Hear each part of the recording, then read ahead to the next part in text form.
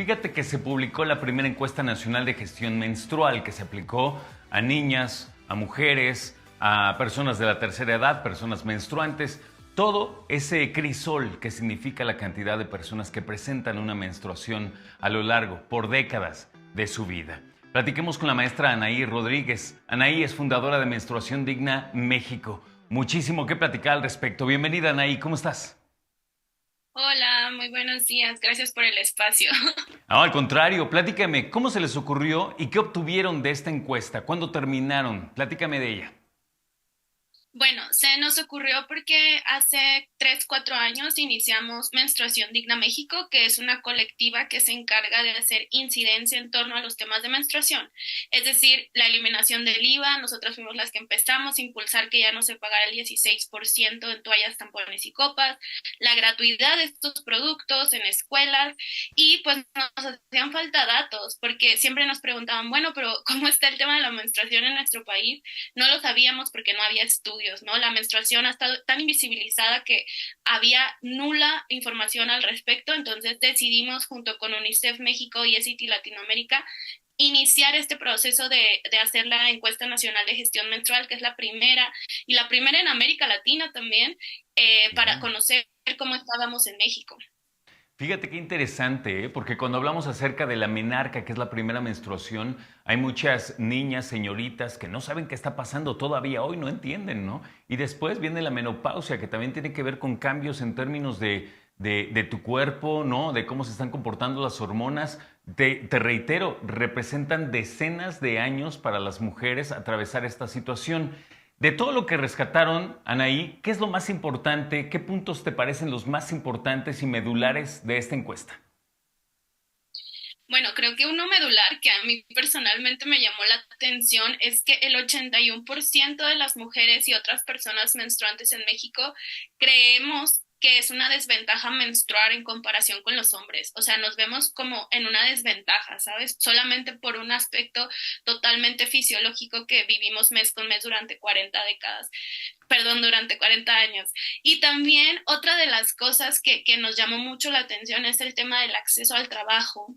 Nosotras queríamos medir cómo estaban las condiciones laborales, ¿no? La infraestructura en los trabajos, en las escuelas, ya que Coneval actualmente pues tiene los datos de cómo están la infraestructura en las casas y nos sorprendió que para empezar el 21% de las mujeres u otras personas menstruantes habían faltado alguna vez al trabajo a causa de la menstruación, el 21%, Wow. y que además una de cada cuatro, perdón, no cuenta con las condiciones de infraestructura en sus trabajos, es decir, ya sea baño, agua, papel, un bote de basura, etcétera, que pues ayuda mucho a generar un entorno más digno para menstruar. Cuando hablamos acerca de la educación que tenemos que es insuficiente, a mí se me ocurren de entrada como tres vertientes muy importantes. La primera es la información acerca de la menstruación como tal. La otra es la educación en cuanto a las mujeres porque son las que lo van a vivir, pero también la educación hacia los hombres para que se nos quite lo ignorantes. ¿Cómo ves? ¿Tú detectas estas mismas? Sí, no, totalmente. O sea, de hecho, ahora con el tema de los permisos menstruales que se puso muy en boga la semana pasada Sí. porque el Congreso de Ciudad de México aprobó la solicitud a lo federal para que se legislara en torno a eso. Justamente a mí me preguntaban, ¿pero qué falta? Yo decía, bueno, se pueden aprobar los permisos menstruales, se puede aprobar la gratuidad, que ya se aprobó en 11 estados del país para que se den de manera gratuita en las escuelas, pero falta información. Mismo en la encuesta nos salió que 7 de cada 10 niñas no saben nada o tienen más bien nula información acerca de la menstruación cuando llega la menarquía.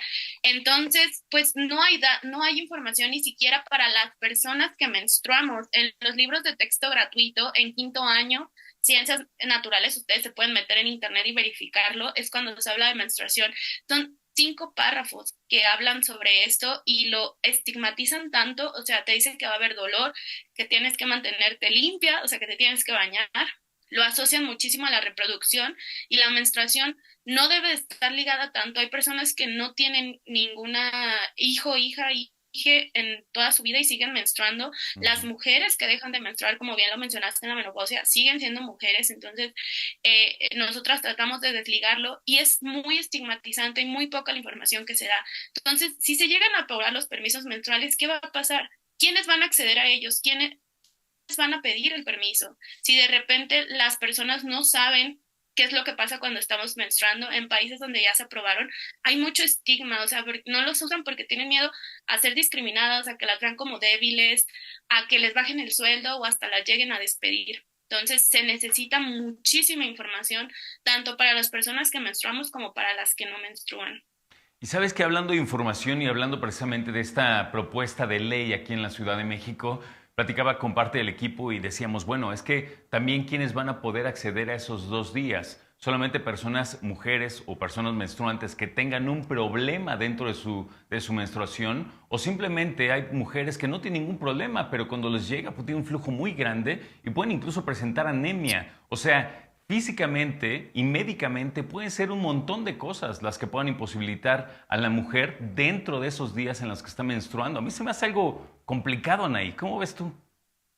Sí, y también sabes por qué, por el tema de que incluso tengas alguna sintomatología, a mí no me gusta llamar como incapacidad, sino pues Sí, es una claro. sintomatología, perdón, en torno a la menstruación. Pedían que hubiera un justificante médico por parte del IMSS o del ISSSTE.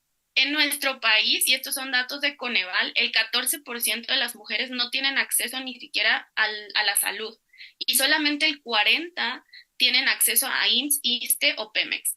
Entonces, el derecho es para quién, ¿no? O sea, también, además de aprobarlo, tendremos que garantizar el acceso a la salud para todas las personas. Y Correcto. bueno, si le sumamos cómo es el IMSS, el ISSSTE, que pides una cita y te la dan en 2 meses, Ujú.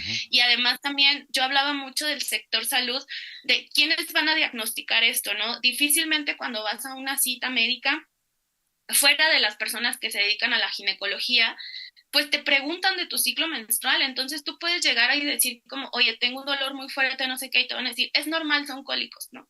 Porque en realidad a nosotras nunca nos explican cuánto es normal que te debe de doler. Claro. Si tú toda la vida has estado tomando medicamentos, que en México el 44% de las mujeres o personas menstruantes toman un medicamento para mitigar el dolor, muchísimo, muchísimo, y de repente te dicen hay permisos menstruales y tú has toda tu vida como lidiado con ese dolor, pues no los vas a tomar, porque ni siquiera en nosotras las personas menstruantes estamos tan conscientes de todas estas pues sintomatologías en torno a la menstruación y hasta cuándo es normal que te duela y no es normal, ¿no? A mí me pasó en carne propia que me desmayaba del dolor y yo lo veía normal porque decía, pues son cólicos, ¿no? Hasta que fui con mi ginecóloga y me dijo, esto no es normal, tienes esto y tienes que tomar Claro. tratamiento. Entonces, por eso te digo que la información es vital, no solamente para las personas que no menstruan, sino también para nosotras mismas. Anaí, si me lo permites, me encantaría volver a platicar contigo más adelante para ver cómo vamos avanzando, qué más me puedes platicar de esa encuesta y qué más le puedes decir a nuestras amigas del canal